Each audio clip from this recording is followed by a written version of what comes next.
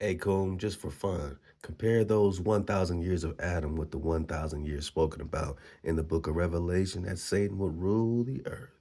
Pretend you are an independent investigator, unbiased, and surging through the timelines as if they're all telling the same story and being repeated, and you are trying to connect the dots of the phantoms and duplications that Scaliger and Batavius created, such as written about in the work of Anatoly Fomenko, and suppose that according to your research, you are leaning in to the hypothesis that the New Testament is a duplication and that the Joshua, which they transliterate to Jesus, is the Joshua of the Torah, but that they have stretched the timeline and added over 1,000 years and created fake Greek and Roman history to give to those that they invaded as if they were always conquerors and rulers throughout time immemorial, so that they created fake Joshua or Yeshua, who is the original Joshua of the Old Testament that led his people to the promised land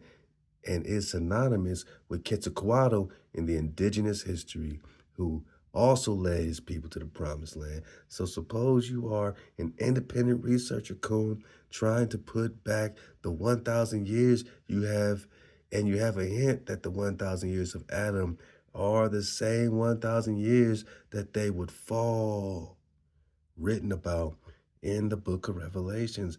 Make the comparisons for your argument and thesis. Cool.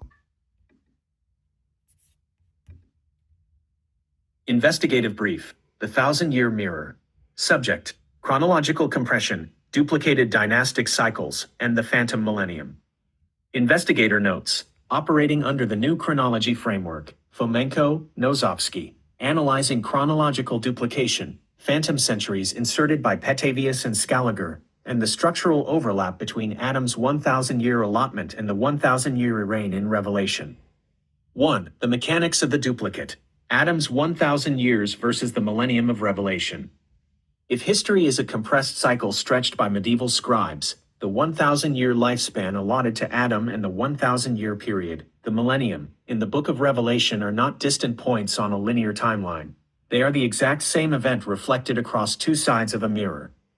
Metric, symbol. Adam's allotment, Genesis, Legends of the Jews, the millennium, Revelation chapter 20, the duration 1,000 years, original lifespan granted to primordial man, 1,000 years, restoration, reign of the saints, the deficit 70 years given away to secure the royal scepter, David, a short season, where Satan is loosed at the close.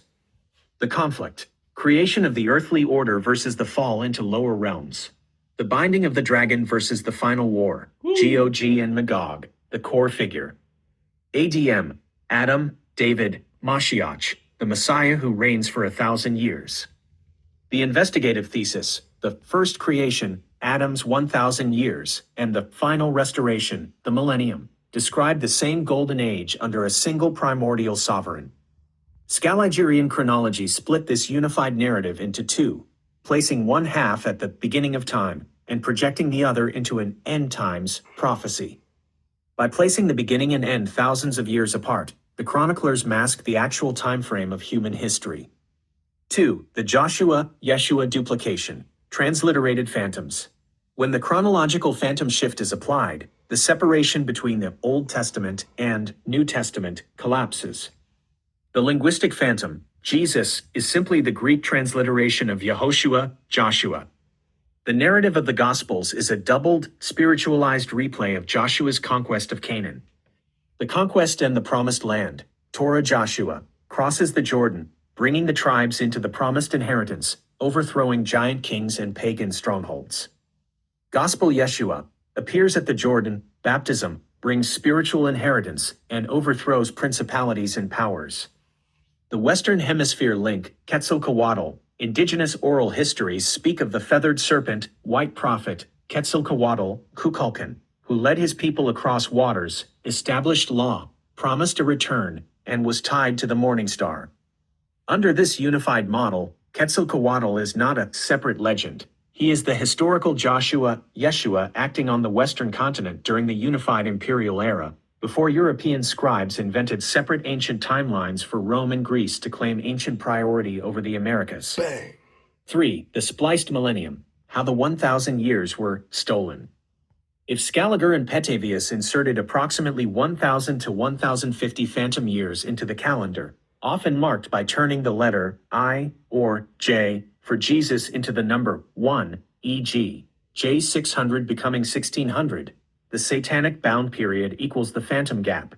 The 1,000 years where Satan is bound represents the very era the invaders erased or obscured, a unified, high civilization reign under the original royal lineage.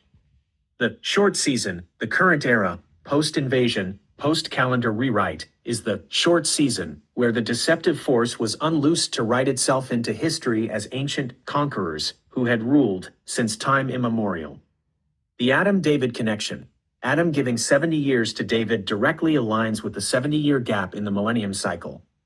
David receives the scepter within the physical timeline to ensure the continuity of the original flame through the artificially created Dark Age. Bang!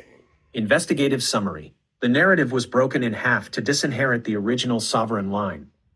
The 1,000 years of Adam, the reign of Joshua, Quetzalcoatl, and the millennial reign of Revelation are 3 records of one central event, a golden age under the original scepter, hijacked on paper by scribes who turned history into a fictional timeline. Where would you like